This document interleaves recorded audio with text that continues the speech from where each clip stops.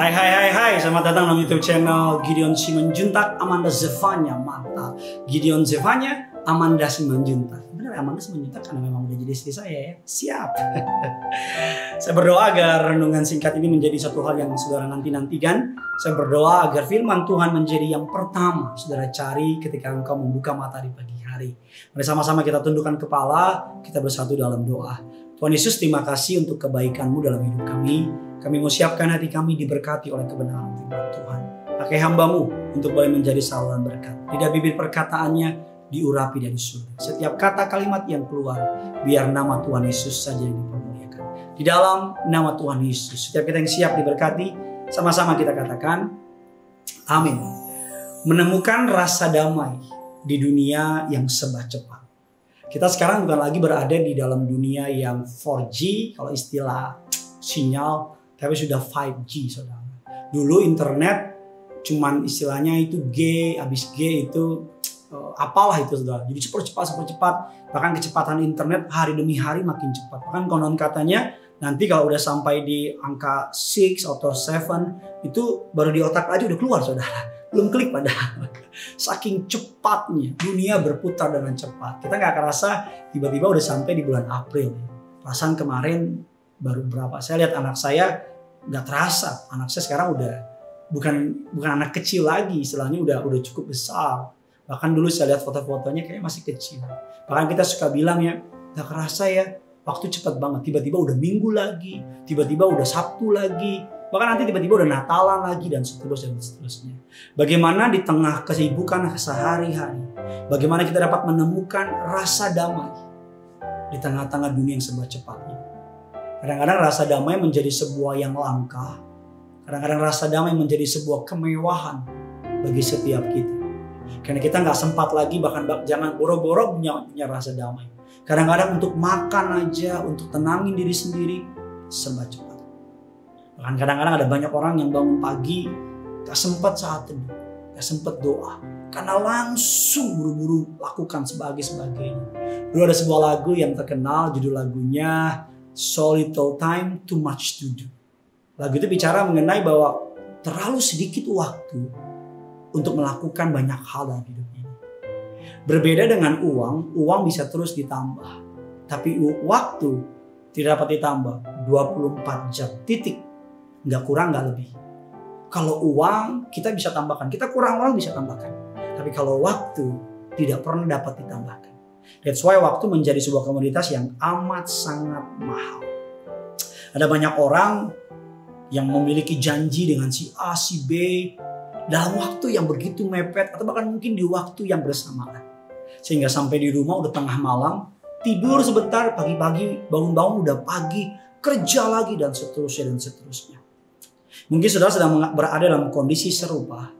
Atau bahkan mungkin saudara sedang bertanya-tanya, bagaimana saya dapat menemukan rasa damai di tengah-tengah kehidupan yang berkecepatan tinggi.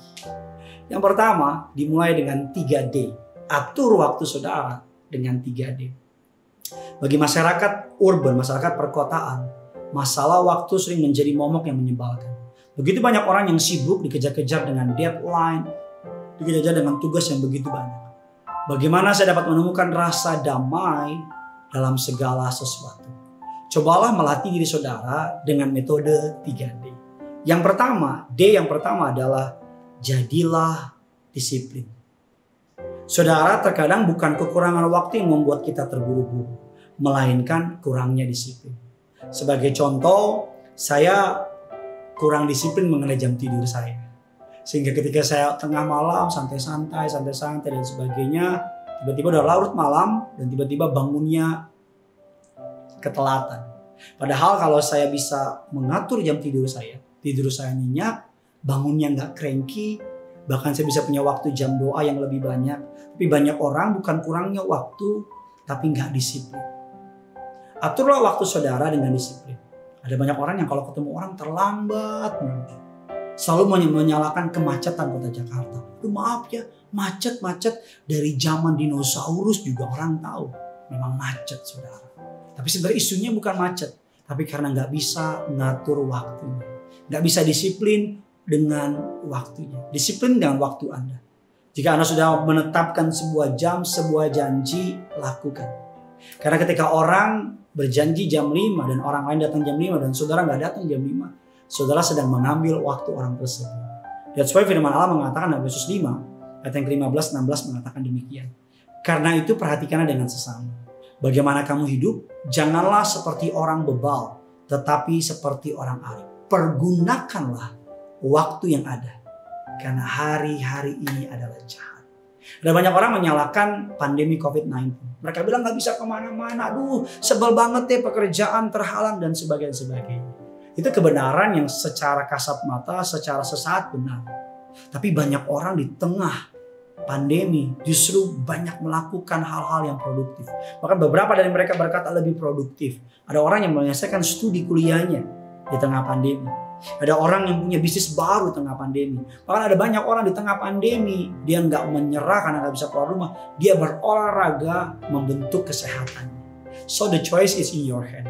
Saudara mau menyalahkan pekerjaan yang begitu banyak, waktu yang kurang, atau saudara mau mulai disiplin dengan waktu saudara. D yang kedua yang menjadi momok bagi banyak orang, terutama anak muda, adalah distraction. Sedikit atau banyak distraction atau pengalian perhatian akan memperlambat kerja kita. Salah satu yang paling mengganggu kita, distraction yang paling ultimate adalah media sosial. Sosial media. Lagi mau kerja, sebentar lihat Facebook dulu 10 menit aja. Habis Facebook sebentar lihat Instagram. Habis sebentar lihat TikTok. Lihat YouTube channel. Kalau untuk lihat YouTube channel untuk lihat kerinduanku itu mantap. Itu tidak membuang waktu. Tapi yang repot adalah ketika sebentar gara-gara keasikan sama sosial media, tanpa sadar 15 menit, 30 menit, 1 jam, and all of a sudden tiba-tiba udah 2 jam dan tiba-tiba nggak buat apa-apa. Saya kalau nyiapin khotbah, istri saya kadang-kadang bingung, kok lama banget sih di kamar bisa 5-6 jam. Kadang-kadang jujur sama saudara, 5-6 jam, kadang-kadang 1 jamnya kebanyakan lihat TikTok, Instagram dan sebagainya. Jadi saya mulai belajar, pokoknya beresin. Bahkan kadang-kadang saya mematikan internetnya, mematikan HP-nya, fokus dengan konkordasi buka Alkitab dan sebagainya. Hari ini saudara, mari coba saudara contoh bayangkan kalau saudara ingin pergi ke sebuah titik, ke sebuah kota. Waktu perjalanan harusnya cuma 2 jam.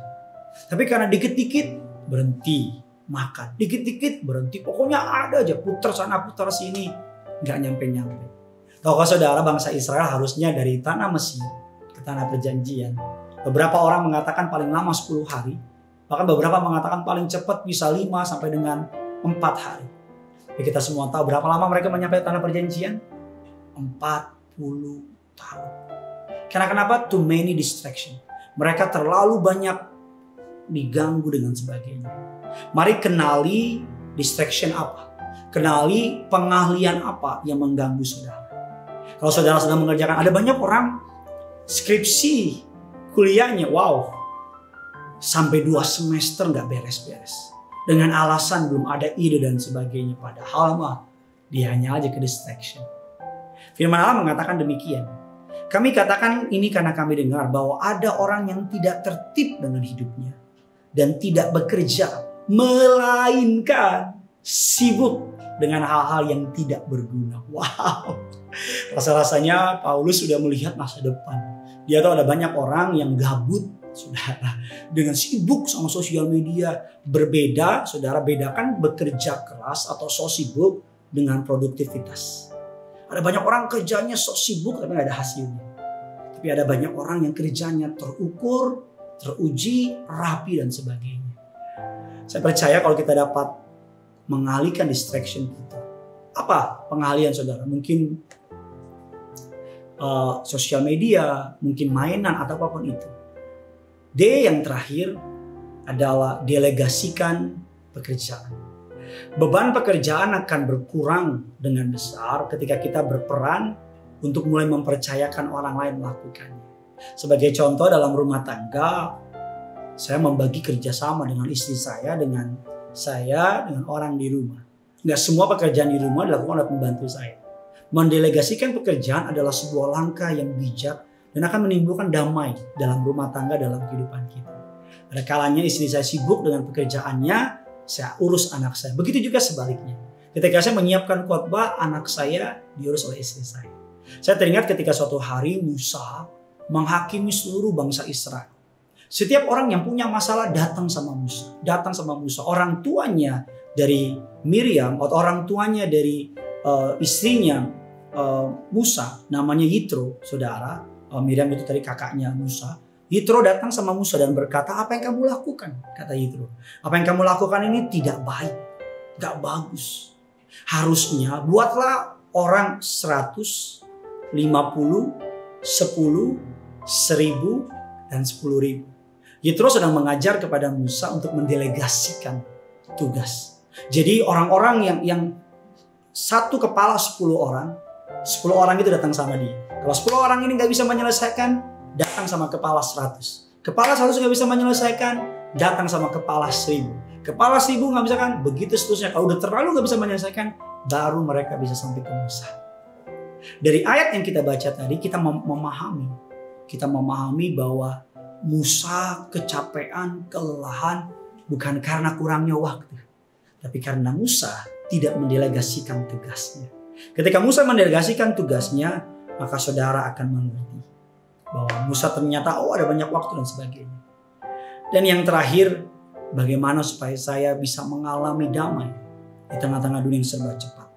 Yang terakhir adalah doa. Doa. Saat teduh dan doa. Kita mengatakan setiap hari pastikan saudara menyediakan waktu untuk Tuhan.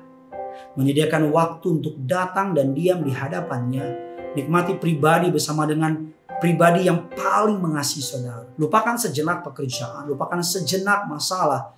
Biarkan jiwa Anda bercakap-cakap dengan penciptanya. Alkitab mengatakan, seperti rusa yang merindukan sungai yang berair, demikianlah jiwaku merindukan Engkau ya Tuhan.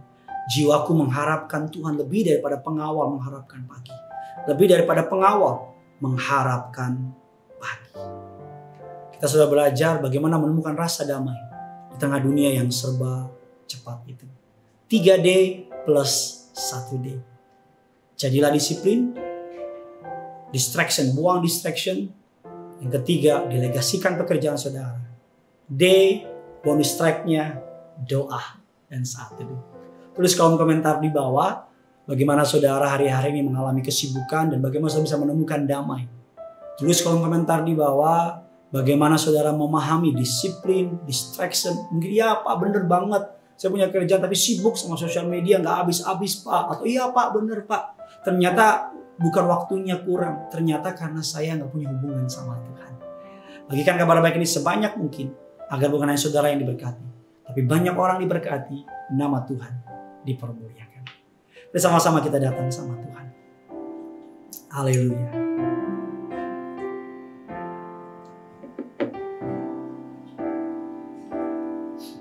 Kami datang padamu.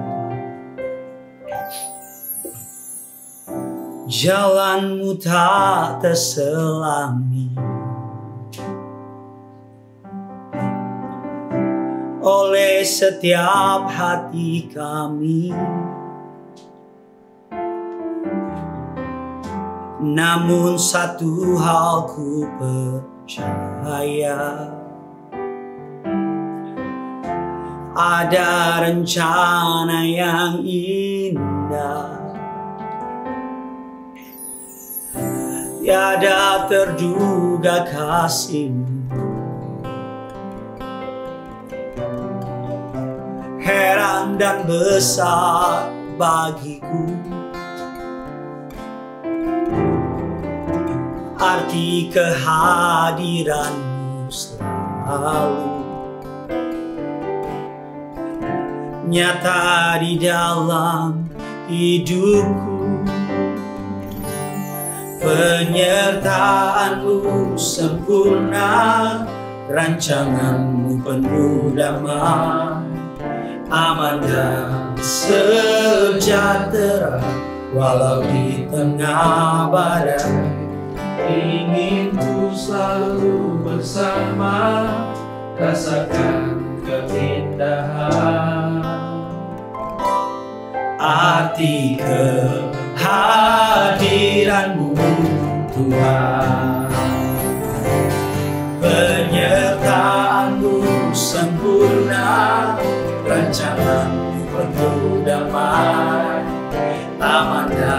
sejahtera walau di tengah badai. Ingin ku selalu bersama, rasakan keindahan arti kehadiranmu Tuhan. Bukan waktunya yang kurang, tapi kitanya kurang berhikmat. Bukan Tuhan gak memberikan waktu yang lebih, tapi Tuhan mau kita mempelajari hidup ini. Jangan hidup seperti orang bebal, pergunakanlah waktu yang ada. Kita mengatakan yang pertama, disiplin. Mari percaya bahwa atur manage waktu saudara dengan baik. Yang kedua, kita mengatakan buang yang mengganggu, distraction apapun itu. Yang ketiga adalah mendelegasikan pekerjaan. Dan yang terakhir, dimulai dengan doa. Ketika kita berdoa, Tuhan akan memberikan kita hikmat. Kita akan lebih tajam dan kita akan tahu harus berbuat apa. Saya berdoa agar firman Tuhan ini menjadi jawaban untuk saudara yang sedang kebingungan mengenai waktu yang begitu sedikit, pekerjaan yang begitu banyak. Karena yang punya surga, crazy in love with you. Bye-bye.